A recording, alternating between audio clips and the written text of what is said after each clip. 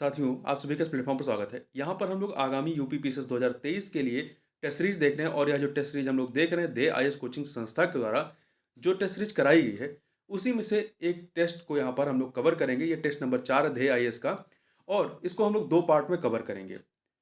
First part में 75 question को और नेक्स्ट में पार्ट में जो है शेष बचे हुए 75 क्वेश्चन को कवर करेंगे। तो चलिए प्रारंभ करते हैं। पहला प्रश्न है, औपनिवेशिक सत्ता के खिलाफ लड़ने वाली रानी वेलु नचियार जो खबरों में रही है वर्तमान के किस राज्य से संबंधित थी? तो ये वर्तमान के तमिलनाडु राज्य से संबंधित रही हैं और ये तमिलनाडु की शिवगंगा की रानी थी और इन्होंने अंग्रेजों के खिलाफ युद्ध छेड़ा था। ब्रिटिश औपनिवेशिक सत्ता के खिलाफ लड़ने वाली रानी नचियार वेलु को पहली रानी के रूप में जाना जाता है। आगे चलते हैं। आर्टिफिशियल इंटेलिजेंस आधारित चेस्ट एक्सरे तकनीक जिनका इस्तेमाल कोविड-19 ए स्क्रीनिंग के लिए किया जाएगा का विकास किस भारतीय संस्थान द्वारा किया जाएगा? भारतीय प्रौद्योगिकी संस्थान जोधपुर के द्वारा इसका विकास किया जा रहा है। आगे बढ़ते हैं। आदित्य L1 मिशन के संदर्भ में निम्नलिखित कथनों पर विचार कीजिए। यह मिशन एस्ट्रोसेट के बाद इसरो का दूसरा अंतरिक्ष आधारित खगोल विज्ञान मिशन होगा। ये कथन आपका सही है। दूसरा, एस्ट्रोसेट को इसरो द्वारा वर्ष 2017 में लॉन्च किया गया था? नहीं, ये 2015 में लॉन्च किया गया था। ठीक है। आदित्य एल मिशन जो है, L1 मिशन, ये सूर्य के अध्ययन से संबंधित है। तो यहां पर केवल पहला कथन सही है, इसलिए ए ऑप्शन आपका सही हो जाएगा। आगे बढ़ते हैं। भारत का पहला भूवैज्ञानिक पार्क निम्नलिखित में से किस राज्य में स्थापित किया जाएगा? तो इसको मध्य प्रदेश में स्थापित किया जाएगा। मध्य प्रदेश के जबलपुर के लम्हेटा में भूवैज्ञानिक पार्क स्थापित किया जाएगा क्योंकि यह स्थान भूगर्भीय दृष्टि से विश्व के महत्वपूर्ण स्थानों में से एक है। आगे बढ़ते हैं। ओ एम जी मिशन जिसे नासा द्वारा लॉन्च किया गया था, हाल ही में समाप्त हुआ किस क्षेत्र से संबंधित मिशन रहा है? तो ये जो है ग्रीनलैंड से संबंधित मिशन रहा है। ग्रीनलैंड में समुद्र का पानी ग्लेशियरों को उतना ही पिघला रहा है जितना ऊपर से गर्म हवा उन्हें पिघला रही है।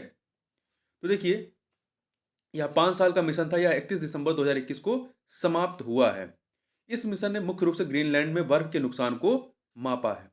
तो ओशन मेल्टिंग ग्रीनलैंड मिशन, जिसे आमतौर पर OMG मिशन के रूप में जाना जाता है, इसे नासा ने लॉन्च किया था। आगे बढ़ते हैं। हाल ही में रूपांतरण अभियान, जिसे स्विच ऑपरेशन भी कहा जाता है, का आयोजन निम्नलिखित में से किनके द्वारा किया गया है? किनके द्वारा किया गया है? तो इसका जो है किया गया है भारत सरकार के द्वारा आयोजन। देखिए, इस ऑपरेशन के तहत भारत सरकार ने भारतीय रिजर्व बैंक से प्रतिभूतियों को खरीद लिया है। ये सरकारी प्रतिभूतियां 2022-23, 23-24 और 2024-25 में परिपक्व हो रही थीं। आगे बढ़ते हैं। मोरेह मोरेह में निम्नलिखित में से मोरेह में निम्नलिखित में से म्यांमार सीमा में स्थित किस भारतीय राज्य का व्यापारिक केंद्र है? तो किसका है? मणिपुर का है। मोरेह मणिपुर म्यांमार सीमा में स्थित एक व्यापारिक केंद्र है। मोरेह तक रेल लाइन का विस्तार करने की योजना ट्रांस एशियन रेलवे का एक हिस्सा है। ट्रांस एशियन रेलवे निर्माणाधीन है और ट्रांस एशियन रेलवे का उद्देश्य एशिया और यूरोप के बीच रेल मार्ग को बनाना है। आगे बढ़ते हैं। क्वेश्चन नंबर 8 देखते हैं। देखिए, पहला, इसमें 2 कथन दिए गए हैं और बताना कौन सा या कौन से कथन सही है। पहला है, ट्रांस एशियन रेलवे एशिया और प्रशांत के लिए संयुक्त राष्ट्र आर्थिक और सामाजिक आयोग की एक परियोजना है। तो ये कथन जो है सही है। दूसरा, इस परियोजना का मुख्य उद्देश्य सिंगापुर, इस्तांबुल और तुर्की के बीच एक सतत रेल लिंक प्रदान करना है। तो ये भी कथन सही है। दोनों कथन यहां पर आपके सही हो जाते हैं। आगे बढ़ते हैं। अगला है, किस देश की तकनीकी सहायता से भारत के 12 राज्यों में लगभग 150 गांवों को विलेज ऑफ एक्सीलेंस में बदला जाएगा? तो किसकी सहायता से? इजराइल की सहायता से। ठीक है, इजरायली सरकार की तकनीकी सहायता से इन गांवों को विलेज ऑफ एक्सीलेंस में बदला जाएगा। इजरायल सरकार पहले ही 12 राज्यों में 29 उत्कृष्टता केंद्र स्थापित कर चुकी है। आगे बढ़ते हैं। द 10 ट्रिलियन ड्रीम नामक पुस्तक, जिसे पेंगुइन रैंडम हाउस इंडिया द्वारा प्रकाशित किया गया है, इसके लेखक कौन है? तो इसके लेखक सुभाष चंद्र गर्ग हैं। कौन है? सुभाष चंद्र गर्ग हैं इसके लेखक। ये पूर्व वित्त सचिव रहे हैं। इस पुस्तक में भारत के लिए 10 ट्रिलियन अमेरिकी डॉलर की अर्थव्यवस्था बनने की योजना शामिल है। आगे बढ़ते हैं। निम्नलिखित में से किस राज्य सरकार द्वारा वरिष्ठ नागरिकों के लिए मसौदा या नीति तैयार किया गया है? तमिलनाडु के द्वारा किया गया। किसके द्वारा? तमिलनाडु के द्वारा। यह नीति संविधान के अनुच्छेद 41 जो नीति निषेध तत्व है के आधार पर बनाई गई है। क्वेश्चन नंबर 12 देखते हैं। किस संस्थान के शोधकर्ताओं ने मुंह के कैंसर का पता लगाने के लिए एक नई विधि बनाई है? एक सेकेंड, किसने विधि बनाई है? गलती से हम लोग क्वेश्चन नंबर 24 पे पहुंच गए। अभी हमें क्वेश्चन नंबर 12 देखना है पहले। देखिए क्वेश्चन नंबर 12 है, शियोमारा कास्त्रो किस देश की पहली महिला राष्ट्रपति के रूप में निर्वाचित हुई हैं? तो ये कहाँ की हुई हैं? होंडुरास की। होंडुरास की पहली महिला राष्ट्रपति के रूप में निर्वाचित हुई है। होंडुरास एक मध्य अमेरिकी देश है। इसकी राजधानी तेगुसिगात्या है। यह कैरेबियन सागर के तट पर स्थित है। इसे एक बार आप मैप में जरूर देखिएगा। अगला है स्पॉट बिल पेलिकन जो पक्षियों की एक प्रजाति है कि सामूहिक मृत्यु की घटना भारत के किस राज्य से संबंधित है? तो ये जो है भारत के आंध्र प्रदेश राज्य से संबंधित है। आंध्र प्रदेश राज्य वन विभाग ने नौपाड़ा दलदल में स्पॉट बिल पेलिकन की सामूहिक मृत्यु दर को रोकने के लिए भारतीय वन संस्थान Dehradun, Bombay natural history society और zoological survey of India Kolkata के विशेषज्ञों से संपर्क किया है। ये नौपाड़ा का कुलम जिले की संथा बोमल्ली मंडल का एक गांव है। यह आंध्र प्रदेश के पलासा शहर के पास स्थित है। आगे बढ़ते हैं। रोशवेल बायोटेक्नोलॉजी जिसके रोशवेल एमई चिप नामक दुनिया की पहली आणविक इलेक्ट्रॉनिक चिप विकसित की है का मुख्यालय किस देश में है? तो इसका मुख्यालय अमेरिका में है। कहां पर है? अमेरिका में। आगे चलते हैं। चीनी शोधकर्ताओं के अनुसार एक प्रकार का कोरोना वायरस जिसे नियोकोप कोरोना वायरस कहा जाता है जो दक्षिण अफ्रीका में निम्नलिखित के बीच फैलता है। किसके बीच फैलता है ये? तो ये जो है चमगादड़ों के बीच फैलता है। किसके बीच? चमगादड़ों के बीच फैलता है। आगे बढ़ते हैं। अभ्यास पश्चिम लहर के संदर्भ में कौन सा कथन सही नहीं है? तो देखिए, यह भारतीय सेना, भारतीय नौसेना और तटरक्षक बल के बीच परिचालन सहयोग बढ़ाने के लिए आयोजित किया गया था। ये कथन आपका सही है पहला। बी देखें, इसमें भारतीय नौसेना की पूर्वी कमान ने भाग लिया था। तो इसमें किसने लिया था भाग? इसमें देखिए, इसमें भारतीय नौसेना की पश्चिमी कमान ने इस अभ्यास में भाग लिया था, ना कि पूर्वी कमान ने। जबकि तीनों नौसेना कमान मतलब जो पश्चिमी कमान है, ये नौसेना की 3 कमान है, पश्चिमी, पूर्वी, दक्षिणी। इन तीनों में सबसे वरिष्ठ है। तो इसमें पूर्वी कमान ने नहीं बल्कि पश्चिमी कमान ने भाग लिया था। तो बी वाला आपका कथन गलत है। यह अभ्यास 20 दिनों के लिए आयोजित किया गया, सही बात है। तीसरा डी ऑप्शन, यह अभ्यास मुख्य रूप से पश्चिमी नौसेना कमान के परिचालन योजनाओं पर केंद्रित था, यह भी सही है। डिजिटल अधिकारों का प्रस्ताव करने वाला दुनिया का पहला देश निम्नलिखित में से कौन सा है? तो यह है यूरोपीय संघ। यूरोपीय संघ डिजिटल अधिकारों को प्रस्ताव करने वाला दुनिया का पहला देश है। एक तरीके से देश नहीं कहेंगे, ये क्या है? एक संघ है। ठीक है, यूरोपीय देशों का एक संघ है। आगे चलते हैं। क्वेश्चन नंबर 18, सेवा पोर्टल 2.0 जिसे नागरिक सेवा पोर्टल भी कहा जाता है का लॉन्च किस भारतीय राज्य के द्वारा किया गया? तो इसका लॉन्च जो है आंध्र प्रदेश के द्वारा किया गया। किसके द्वारा? आंध्र प्रदेश के मुख्यमंत्री जगनमोहन रेड्डी के द्वारा। यह पोर्टल नागरिकों को बेहतर सेवाएं प्रदान करेगा। इस पोर्टल को नागरिक सेवा पोर्टल भी कहा जाता है। अगला है, राज्य सरकार द्वारा शुरू किए गए नागरिक सेवा पोर्टल के संबंध में कौन सा सही नहीं है? तो देखिए, ई सेवनम ये केरल सरकार का है। सेवा सिंधु पोर्टल जो है कर्नाटक सरकार का है, गुजरात का नहीं। सेवा सिंधु कर्नाटक का है। जबकि आपले सरकार महाराष्ट्र का है। जन सेवा पोर्टल मध्य प्रदेश का है। आगे बढ़ते हैं। वर्ष 2021 में भारत दुनिया का सबसे बड़ा इस्पात उत्पादक देशों में निम्नलिखित स्थान पर है। तो किस स्थान पर है? तो 2021 में दुनिया का दूसरा सबसे बड़ा इस्पात उत्पादक देश भारत रहा है। ठीक है, तो दूसरे स्थान पर भारत और संयुक्त अरब अमीरात ने मिलकर के स्टार्टअप को समर्थन देने के लिए 150 मिलियन अमेरिकी डॉलर का फंड बनाया है। इस फंड का भारतीय प्रतिनिधि निम्नलिखित में से कौन है? तो इस फंड का भारतीय प्रतिनिधि जो है वो कौन है? नाशकाम है। आगे बढ़ते हैं। संगोली रैन्ना जो एक योद्धा थे के नाम पर एक सैन्य स्कूल का निर्माण किस राज्य सरकार के द्वारा किया जा रहा है? तो कर्नाटक के द्वारा किया जा रहा है। कित्तूर, ये कहां पर हो रहा है? संगोली रायन्ना कित्तूर रियासत के एक योद्धा थे। कित्तूर वर्तमान में कर्नाटक में है। उन्होंने रानी चेन्नम्मा के समय शासन किया था। और इस सैनिक स्कूल बनाया जा रहा है, सैनिक स्कूल का संचालन रक्षा मंत्रालय द्वारा किया जाएगा। आगे बढ़ते हैं। भारत ने किस देश के साथ विरासत में मिले विकारों और उभरते और फिर से उभरने वाले संक्रामक रोगों पर एक समझौता ज्ञापन पर हस्ताक्षर किए हैं? फ्रांस के साथ किया। किसके साथ? फ्रांस के साथ किया गया है। आगे बढ़ते हैं क्वेश्चन नंबर 24 पे। किस संस्थान के शोधकर्ताओं ने मुंह के कैंसर का पता लगाने के लिए एक नई विधि बनाई है? किसने बनाई है? Guru Nanak institute of dental sciences. ये कहां पर है? पश्चिम बंगाल में इन्होंने बनाई है। निम्नलिखित में से किस राज्य सरकार ने लोकायुक्त अधिनियम में संशोधन के लिए एक अध्यादेश लाने का फैसला किया ताकि उसके पास भ्रष्टाचार विरोधी निकाय की रिपोर्ट को खारिज करने का अधिकार हो? तो यह है केरल सरकार के द्वारा लाया गया। किसके द्वारा? केरल सरकार के द्वारा लाया गया है। आगे बढ़ते हैं क्वेश्चन नंबर 26। प्रसिद्ध पुरातत्वविद जिनका संबंध महाबलीपुरम में मूर्तियों पर पुरालेख अनुसंधान से है, जिनकी मृत्यु चेन्नई में हो गई, निम्नलिखित में से कौन है? तो ये जाने माने पुरातत्वविद आर नागा स्वामी।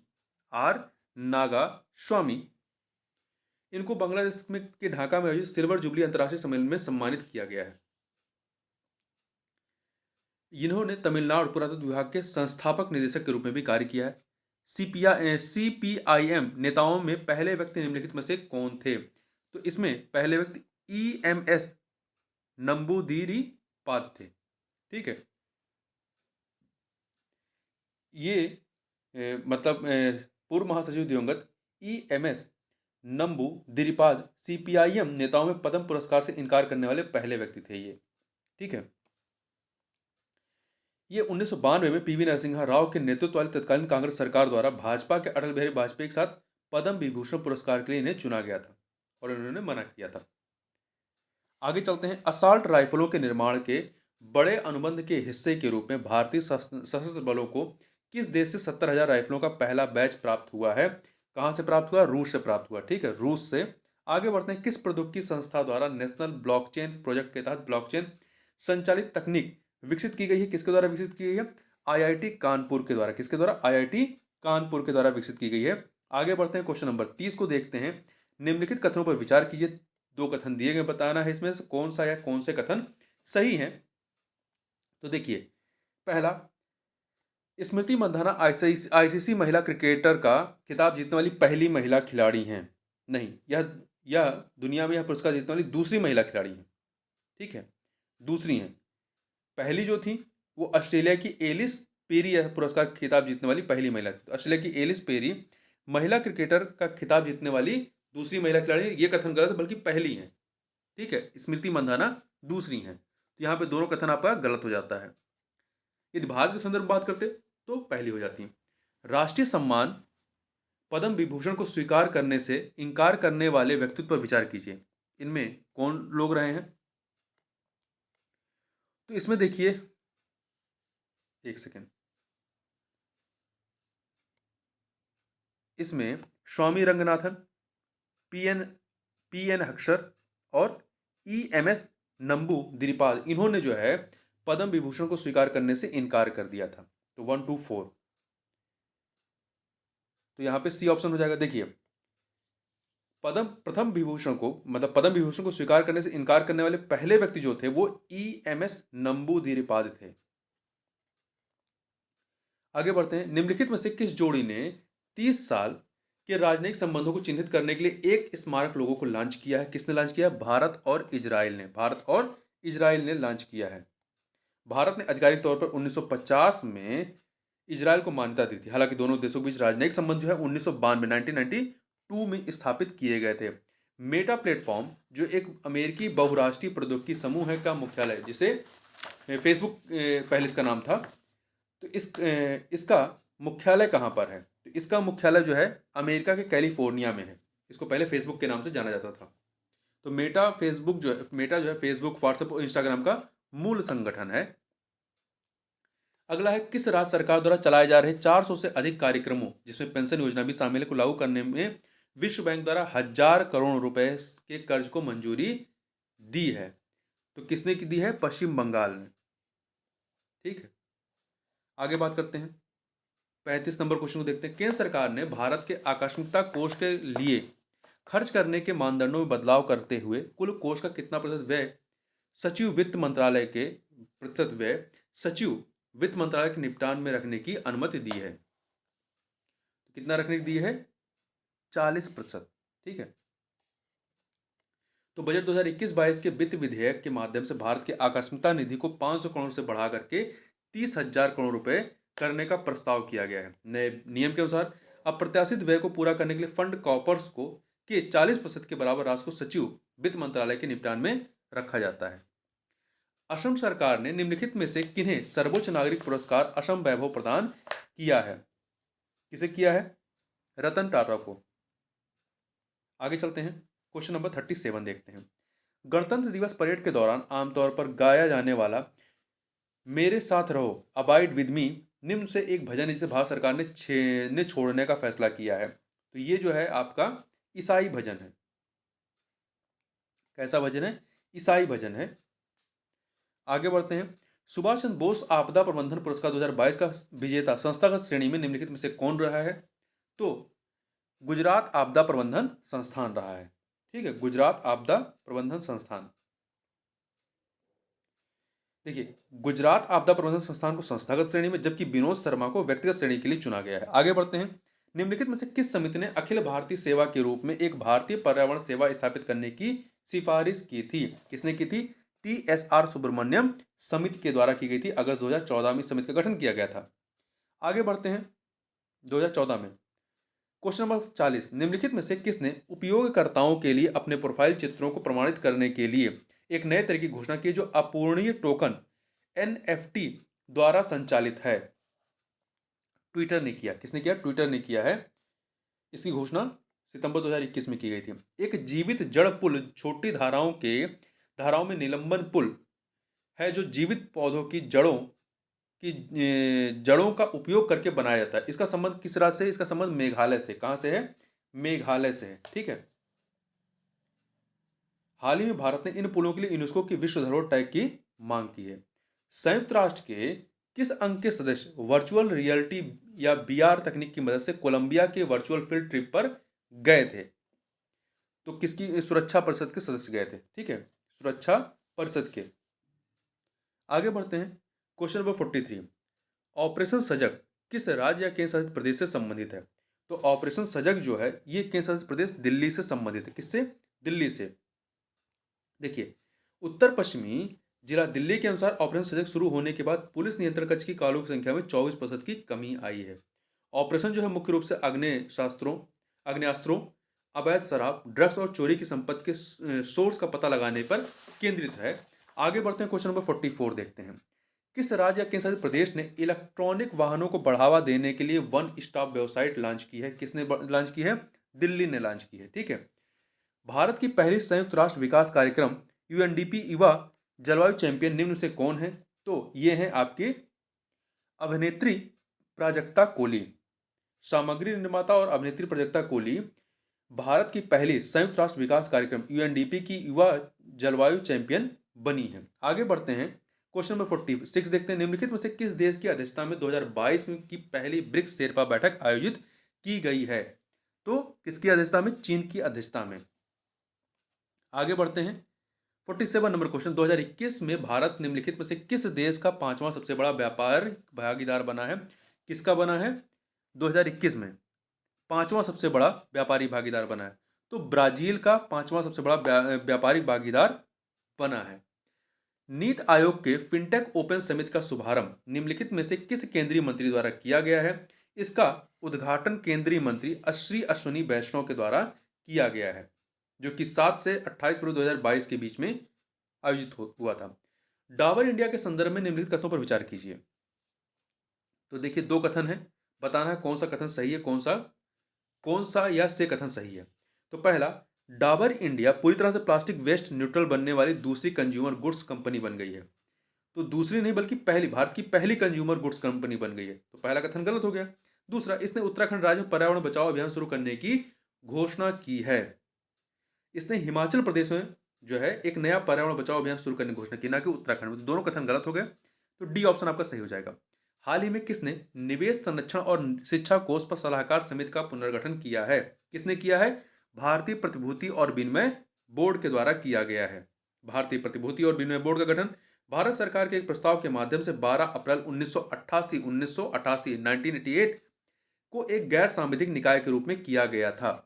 अगला है, ग्लोबल प्राइवेट बैंकिंग अवार्ड 2021 में निम्न में से भारत की किस निजी बैंक को सर्वश्रेष्ठ निजी बैंक के रूप में चुना गया है? तो किसको चुना गया है?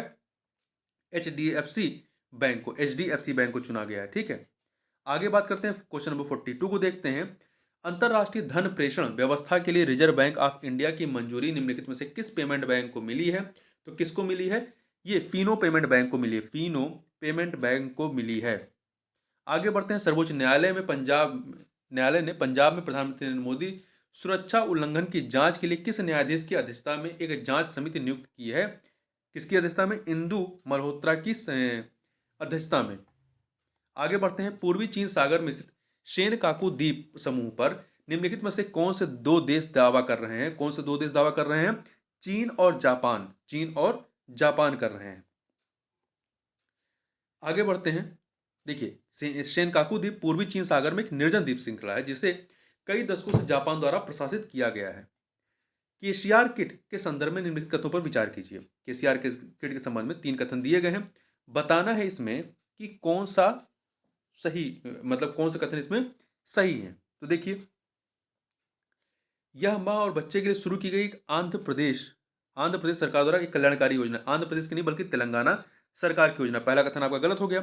दूसरा, इस योजना का उद्देश्य राज्य में शिशु मृत्यु दर को कम करना, सही। इस योजना में राज्य मां और बच्चे के स्वास्थ्य को ट्रैक करने के लिए एक आधार आधारित mother and child tracking system का उपयोग करता है। तो 2 और 3 सही है, इसलिए बी ऑप्शन आपका सही हो जाएगा। इंडोनेशिया की नई राजधानी नुसंतारा निम्नलिखित में से किस द्वीप में स्थित है? तो ये जो है जकार्ता नहीं, ये बोर्नियो द्वीप में है। जकार्ता 1949 से इंडोनेशिया की राजधानी रहा है। जकार्ता पर्यावरण और वित्तीय मुद्दों का सामना कर रहा है। अब इसके जगह पर जो है नुसंतारा को यहाँ की राजधानी बनेगी। यह जो है बोर्नियो द्वीप पर स्थित है। ठीक है, कहां पर स्थित है? बोर्नियो द्वीप पर। देखिए, ये जो आपका नुसंतारा है जकार्ता द्वीप में है और मुसंतारा जो है वो बोर्नियो द्वीप पे है। जो पहले पहले जकार्ता था वो जकार्ता एक अपने आप में द्वीप ही रहा है। आगे चलते हैं, क्वेश्चन नंबर 57। आईएचएस मार्केट संस्था द्वारा जारी रिपोर्ट के संदर्भ में निम्नलिखित कथनों पर विचार कीजिए। 2 कथन दिए गए हैं, बताना है कौन से सही हैं। देखिए, पहला कथन है कि भारत के वर्ष 2030 तक एशिया की दूसरी सबसे बड़ी अर्थव्यवस्था बनने का अनुमान व्यक्त किया गया है। 2030 तक एशिया की दूसरी, सही है। तो यह उपलब्धि जापान को पीछे छोड़ करके हासिल करेगा। दूसरा, भारत यह उपलब्धि जापान को पीछे छोड़ करके हासिल करेगा। तो दोनों कथन यहां पर सही हो जाएगा, पहला दूसरा। विश्व आर्थिक फोरम दावोस एजेंडा 2022 में प्रो प्लैनेट पीपुल आंदोलन का प्रस्ताव निम्नलिखित में से किस देश ने रखा है? तो ये प्रस्ताव जो है भारत ने रखा है। किसने रखा है? भारत ने। ग्लोबल इकोनॉमिक प्रॉस्पेक्ट नामक रिपोर्ट निम्नलिखित में से किन के द्वारा जारी की गई है? तो यह रिपोर्ट जो है विश्व बैंक, वर्ल्ड बैंक के द्वारा जारी की गई है। इस रिपोर्ट में भारत की आर्थिक समृद्धि जो है वो 8.3% तथा 8.7, मतलब 2021 के लिए 8.3 बताया गया, 2022 के लिए 8.7 बताया गया है। आगे बढ़ते हैं, वैश्विक आतंकवाद सूचकांक 2022 के संदर्भ में निम्न कथनों पर विचार करना है। तो अब बताना है कौन सा इसमें सही है। तो देखिए, पहला, Institute for Economics and Peace ने 9वां वैश्विक आतंकवाद सूचकांक जारी किया है। यह कथन सही है।